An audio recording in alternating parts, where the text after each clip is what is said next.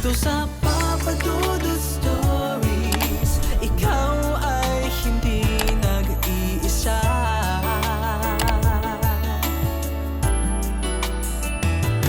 Dito sa Papa Dudut Stories, may nagmamahal sa'yo. Papa Dudut Stories,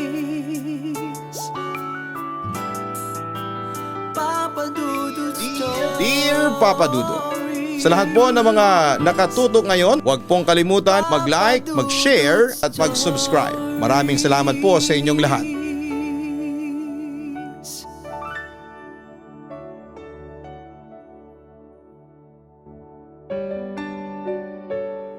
Kumusta kayong lahat? Ako si Beth, isa ninyong listener at subscriber mula sa Bilibiran, Binangonan, Rizal.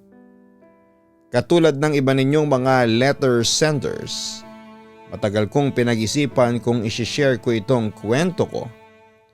Kasi alam kong marami sa inyo ang pagdududahan ng aking karanasan. Pero dahil na rin sa pang-iinganyo sa akin ng mga kaibigan kong loyal subscribers, nagkaroon na ako ng lakas ng loob na ilahad sa inyo ang aking totoong naranasan. Papadudot nagsimula ito nang madisgrasya ako noong 3 years old pa lamang ako. Tandang-tanda ko pa noon. Kakain na kami noon ng hapunan tapos si Mama kumukuha ng plato habang si Papa ay kumukuha ng ulam. Ako naman ay nakaupo sa mesa habang naglalaro sa upuan habang ang mga paa ko ay nasa ibabaw ng mesa. Tapos parang siniswing ko yung upuan. Hanggang sa bigla na lamang akong nawala ng balanse. Kaya naman bumagsak ako na naging dahilan para mabagok ang ulo ko.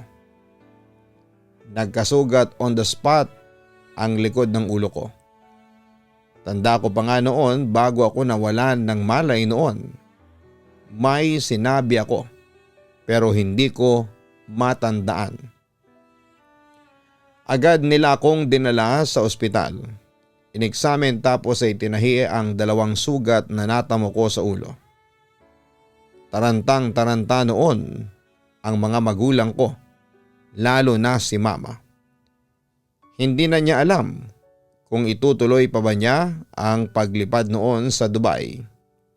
Kinabukasan para magtrabaho.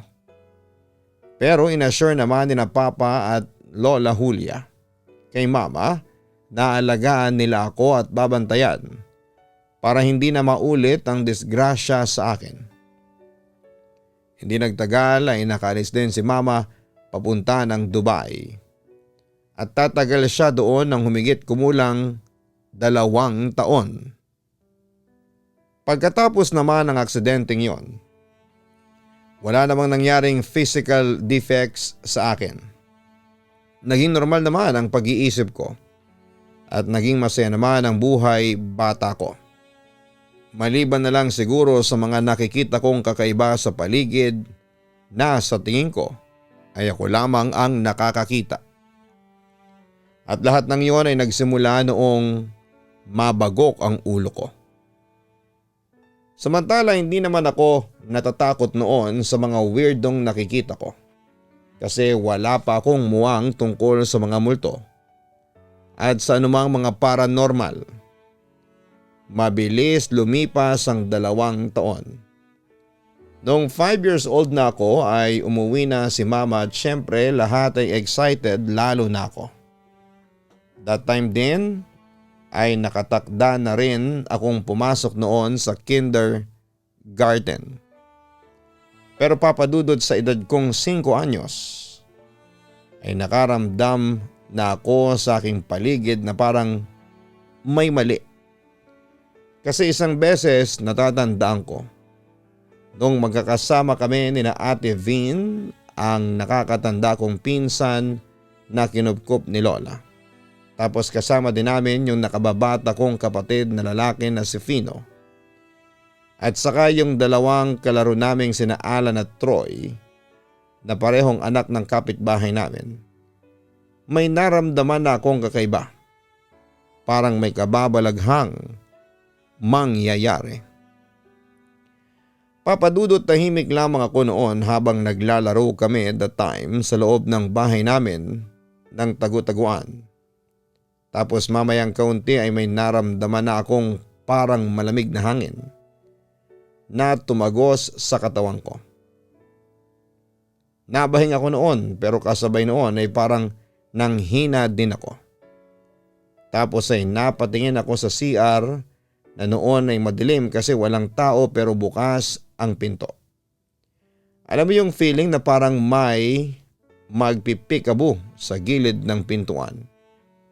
Hinihintay ko ngang may magpikabu kaso'y bigla akong tinulak nung taya na siyang naging dahilan para madapa ako. Pero okay lang, hindi naman ako nasugatan noon. Samantala papadudot matapos naman ang ikalawang tago. Natatandaan ko ay kasama ko noon si Ate Vin nang bigla kaming mapatingin pareho sa madilim na CR.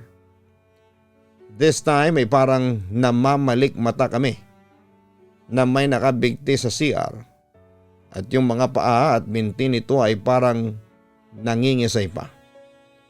Parang kabibigti lang niya. At nag-i-struggle pa siya para makasurvive. Ganon.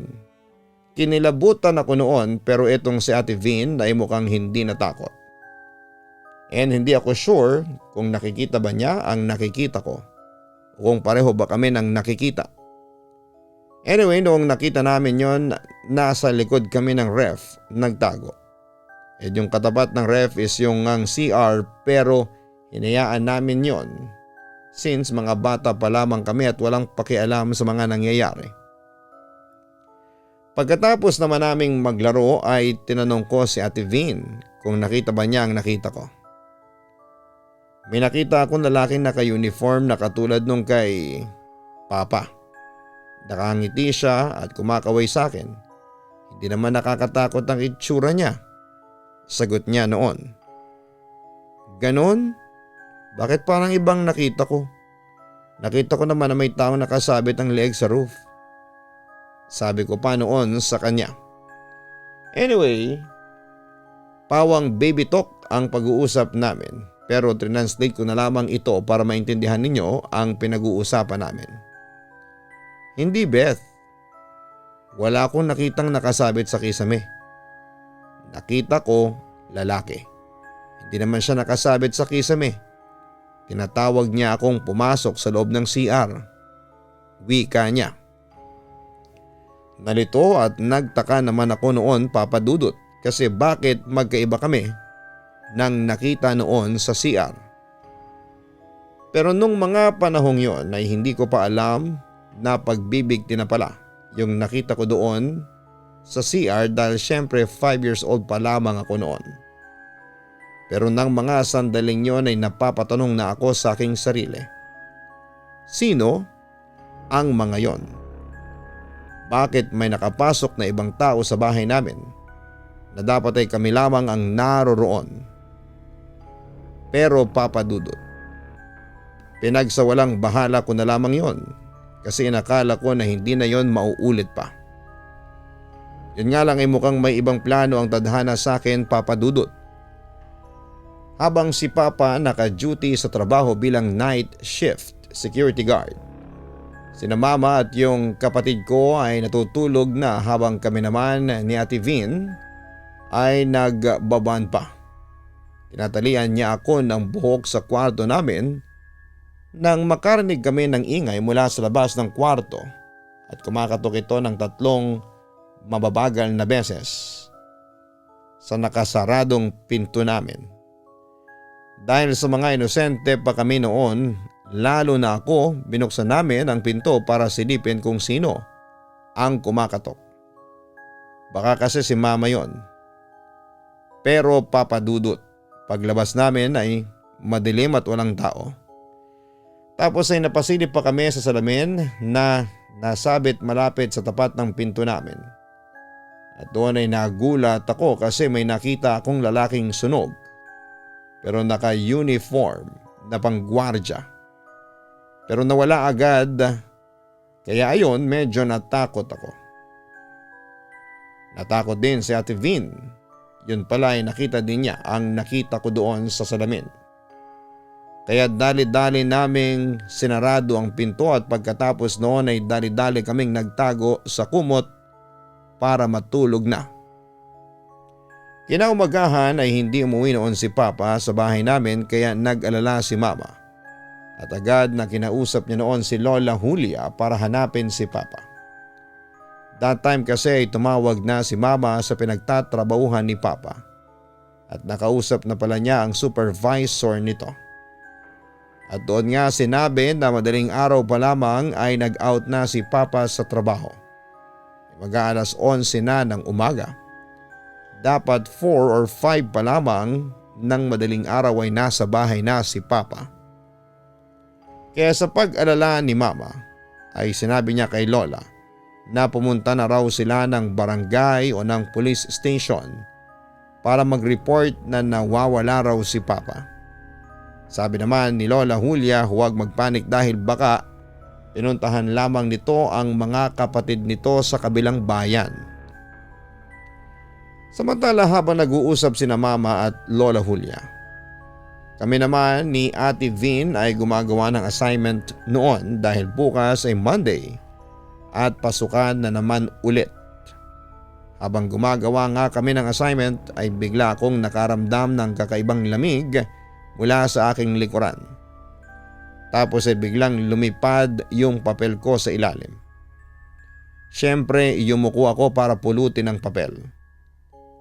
Pero papadudot, pagpulot ko ay may nakita akong dalawang paa na duguan at nakayapak. Siyempre nagulat ako kaya mabilis akong bumalik ng tingin sa mesa. Pero may nakita agad akong dumaan at hindi yon napansin ni Ate Vin. Kinabahan na ako noon kaya noong pinuntahan kami ni Lola Julia para kumustahin ay sinabi ko sa kanya ang nakita ko. Pero para lang siyang walang pake kasi sabi niya ay hayaan lang daw. At baka guni-guni ko lang daw yon. Pero papadudot, kita ko sa mata ni Lola na sinabi niya lang yon para pakalmahin kami at mawala ang takot namin. Sa kabilang banda, buti na lamang at umuwi si Papa bandang alas 3 ng hapon.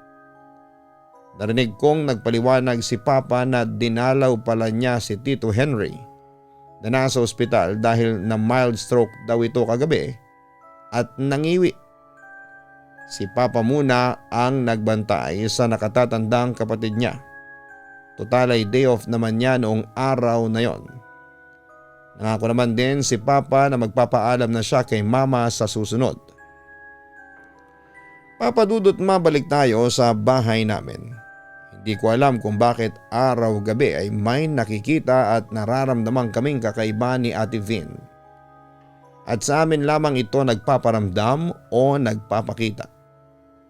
Tinanong ko ang kapatid kong si Fino kung nararanasan ba niya yung mga nararanasan namin pero sabi niya ay wala naman daw. Sa puntong yun ay nagsimula na akong matakot sa bahay namin. Kasi lagi na lang kapag kaming dalawa lang ni Ate Vin ay biglang parang may maglalakad o kumakaluskos na kami lang ang nakakaramdam. Kami lang din yung namamalikmata na parang may dumadaan. Kapag nagsusumbong naman kami kina Mama at Lola Julia ay palagi nilang sinasabi na guni-guni lang ang lahat. Pero kahit na nakakaramdam na ako ng takot sa bahay namin ay nag-decide pa rin ako na hayaan na lamang ito. Ang ginagawa ko na lamang para hindi ako matakot ay hindi ako nagpapaiwang mag-isa sa bahay. Kahit sa kwarto ay palagi akong nakabuntot kina Mama, Lola Julia, Fino at Ate Vin. At lumipas naman ng ilang taon at ayon naging normal naman ang pagkabata ko. 10 years old naman ako nang may naranasan akong kakaiba na hindi naman nakakatakot pero hindi ko makakalimutan. Nasa kwarto lamang kami ni Ate V noon nang biglang may maramdaman akong malamig na hangin na tila ba humahaplos sa braso ko. Kinilabutan ako ng sobra kaya nagmamadali akong bumaba na. Hindi na nga ako nakapagpaalam noon kay Ate Vin. Tumungo ako sa tindahan namin na nasa harapan lang siyempre ng bahay namin. Tapos nanood na lamang ako ng TV noon. Natanaw ko naman si Mama mula sa bintana ng tindahan na nagsasampay siya sa gilid.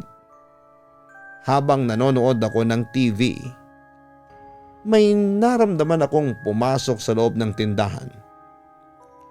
Hindi ko masyadong napansin kasi tutok ako noon sa panonood. Pero nakita ko sa aking peripheral vision na may pumasok na itim na figura. Nakaitim na damit noon si Mama kaya inakala ko talaga na siya ang pumasok. Ma, manood po kayo ng TV, magandang palabas. Pag-aaya ko. Mamaya na anak, hindi pa ako tapos magsampay dito. Biglang sagot ni Mama. Nagulat ako kasi napakalayo ng boses niya. Pagtingin ko sa bintana ng tindahan ay nakita ko si Mama na nasa labas pa at nagsasampay. Kinilabutan ako kaagad kasi sino yung nakita kong pumasok sa loob ng tindahan. Agad akong lumingon papadudot at nagimbal ako sa aking nakita. Isang lalaking sunog ang muka at katawan. Nakasuot ng uniforme ng pang-security guard at nakayapak ito. Malamig siyang nakatingin sa akin. First time akong makakita ng aktwal na multo noon pero papadudot, ganon pala yun. Hindi ka pala matatakot kapag kaharap mo na siya at matutulala ka lamang. Magsisimula ka lang matakot kapag nawala na siya sa paningin mo. At yun nga ang nangyari sa akin. Pagkawala ng aperesyon ng lalaking guard ay napasigaw ako sa takot. Agad naman pumasok si Mama para alamin kung ano ang nangyayari sa akin. Bakit ka sumisigaw, Beth? Natatarantang wika ni Mama. May nakita po kong multo. Pasigaw kong sagot. Ha? Anong itsura? Curious na tanong niya sa akin. Sinabi ko naman kay Mama ang mga nakita ko.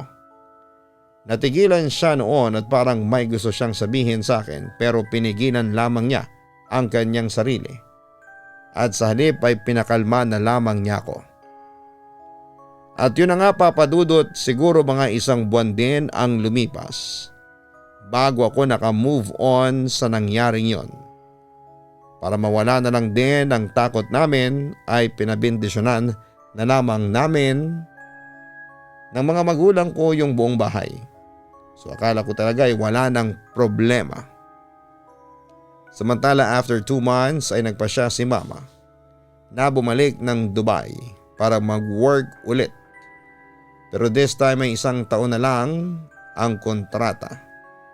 Sabi ni Mama sa amin ni Fino na magwo-work lang daw siya para makaipon para sa magiging puhunan nila ni Papa sa binabalak nilang itayong negosyo na noon ay isang milk tea shop. Natatandaan ko, kauwi lang naming lahat galing sa airport dahil hinatid namin si Mama at lahat ay nagpahinga maliban sa amin ni Ate Vin na nanonood muna ng TV.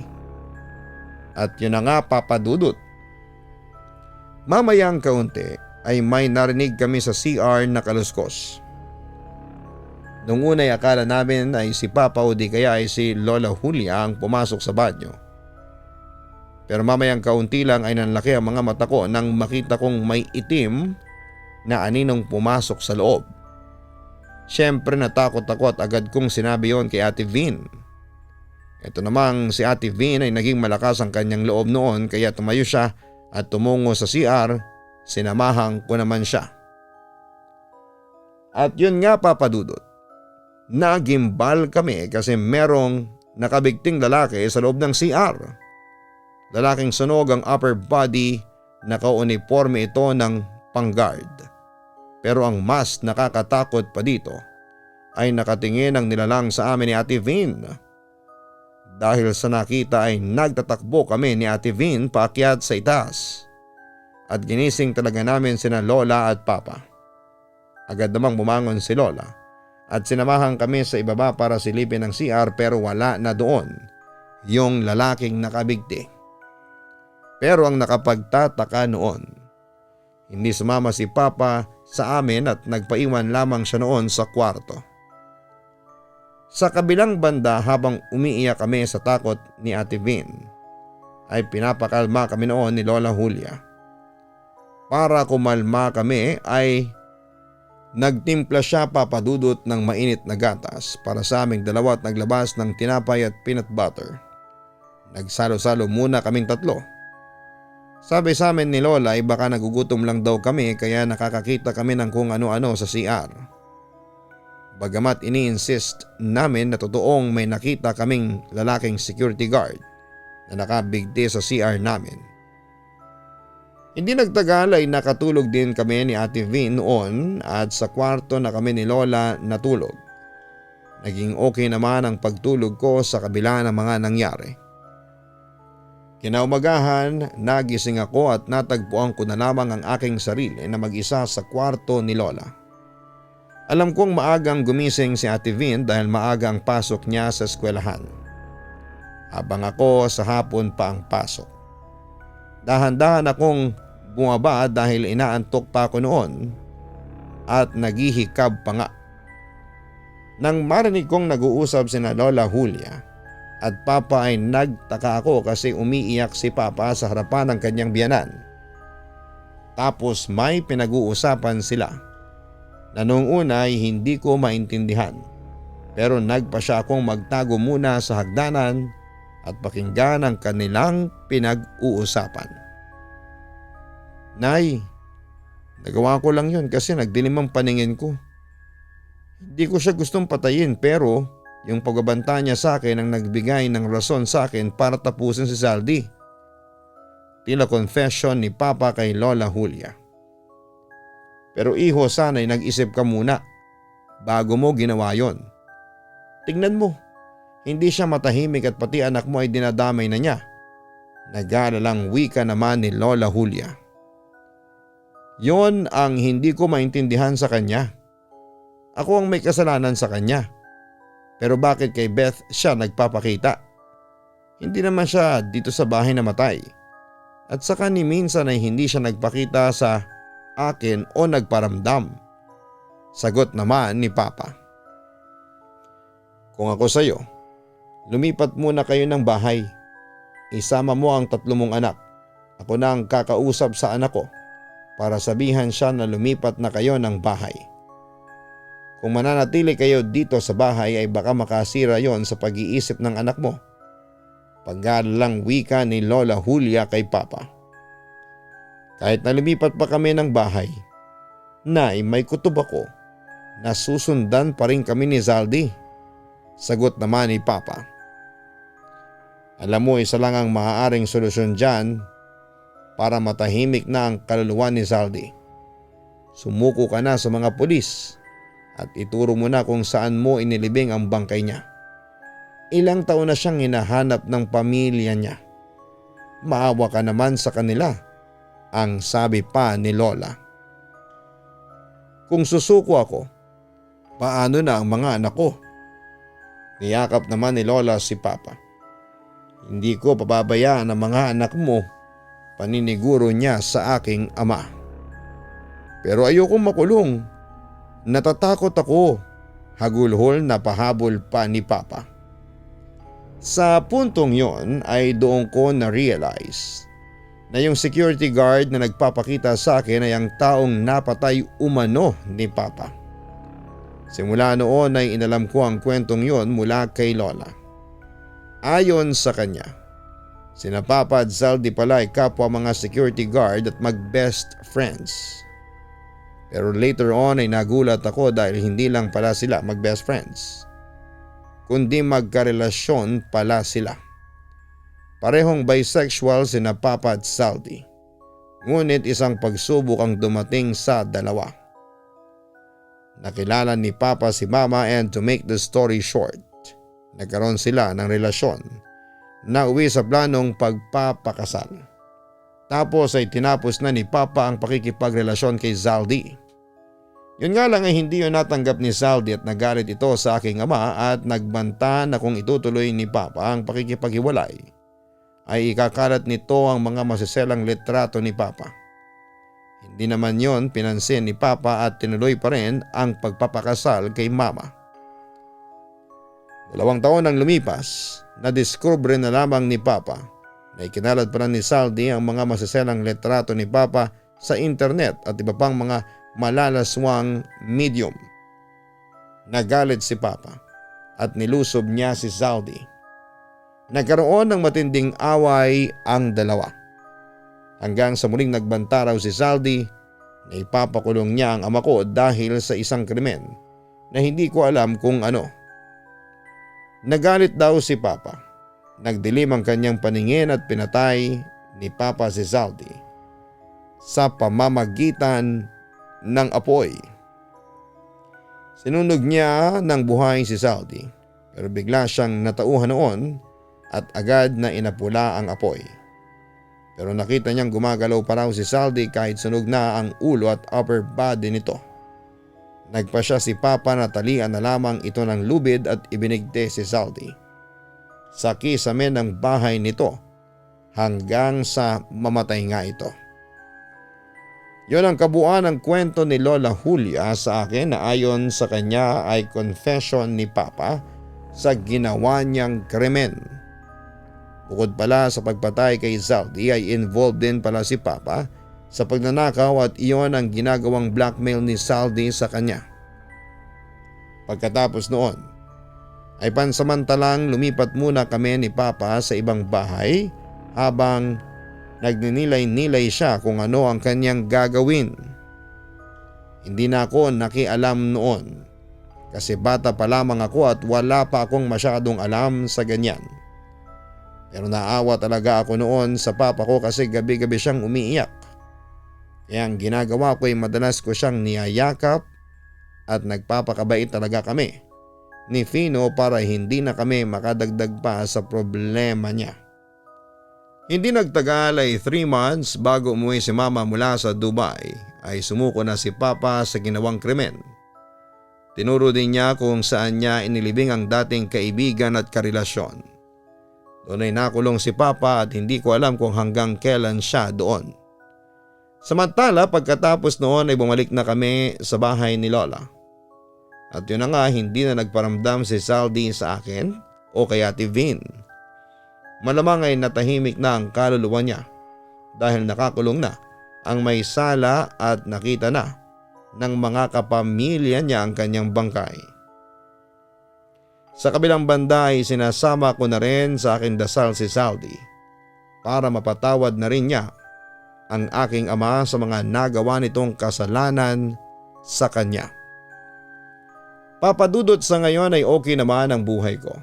Normal ang lahat, masaya at payapa. Hindi na ako nakakaranas ng kababalaghan at maayos na rin akong nagtatrabaho at nakakatulong na ako kina Lola Julia at kay Mama. Ako na rin ang nagpapaaral kay Fino. Papadudot, hanggang dito na lamang po ang kwento ko. Sana po ay mabasa mo ito at mapiling itampok sa Papadudot YouTube channel. Nais ko lang sabihin na lagi po akong tumitingin ng mabuti kung channel po ninyo ang aking pinakikinggan sapagkat dumarami po ang mga nagre-re-upload ng inyong mga content na ninanakaw sa inyong channel. Kaya naman para bilang suporta sa inyo ay sinisigurado kong Papadudot YouTube channel po ang aking pinakikinggan. Lubos na gumagalang, Beth. Unang-una maraming salamat kay Beth sa pagsicertify na siya ay laging nakikinig sa official YouTube channel ng inyong si Papa Dudut. Dahil marami nga po ang mga nagkakalat na mga peking mga channel dyan. Ginagamit ang aking mukha at boses ng walang permiso, which is illegal po yun. Anyway, paghahanap ng hustisya ang ilan sa nakikitang dahilan ng mga paranormal experts kung bakit may mga kaluluwang hindi matahimik. At karamihan sa mga ito ay galit o paghihiganti ang kanilang driven force para manatili sa mundong ibabaw. Dahil sa hindi nila matanggap na patay na sila at maaring may mga unfinished business pa sila tapos nawala sa isang iglap dahil sa isang taong masama. Ang galit na ito sa mga kaluluwang hindi matahimik ang nagiging daan para maging malevolent ang kanilang mga espiritu. Hindi natin sila mapipigilan unless mahuli ang taong pumatay sa kanila. Yan po ay paliwanag ng mga paranormal expert ha. Ang maganda po natin gawin ay tulungan natin sila sa pamamagitan ng pagdarasal at kung alam natin kung sino ang pumatay sa kanila ay tulungan natin silang mabigyan ng hustisya. Basta hindi makukompromiso ang sarili po nating kaligtasan. Pero kung sa tingin po ninyo ay mapanganib, maganda magtungo po kayo sa pulisya. At ipagdasal po natin sa Diyos ang kaluluwang hindi matahimik. Hanapin po ang Kaistorya YouTube channel. Yan po ang second channel na produce ng inyong Papa Dudut narrated by Jason Steele. Sa Kaistorya naman po ay mga horror stories din po dyan. Pero unlike Papa Dudut na may drama, sa Kaistorya YouTube channel po ay puro horror talaga. Sana po suportahan nyo din po yung Kaistorya YouTube channel. Likewise, panoorin ang aming weekly upload ng Papa Dudut Family YouTube channel. Maraming salamat po sa inyong lahat.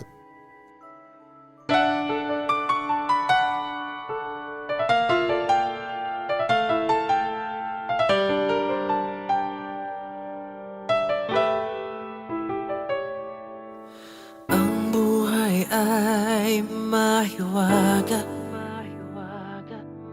laging may lungkot at saya.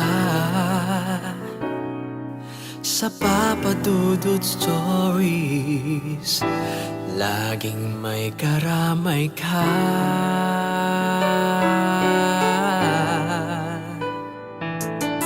Mga problemang kay bigat,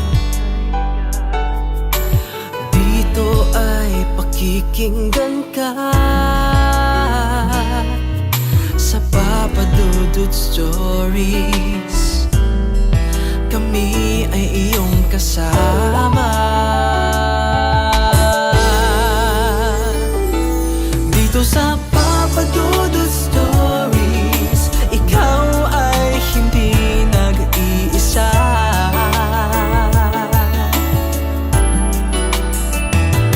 Dito sa Papa Dudut Stories, may nagmamahal sa'yo. Papa Dudut Stories, Papa Dudut Stories.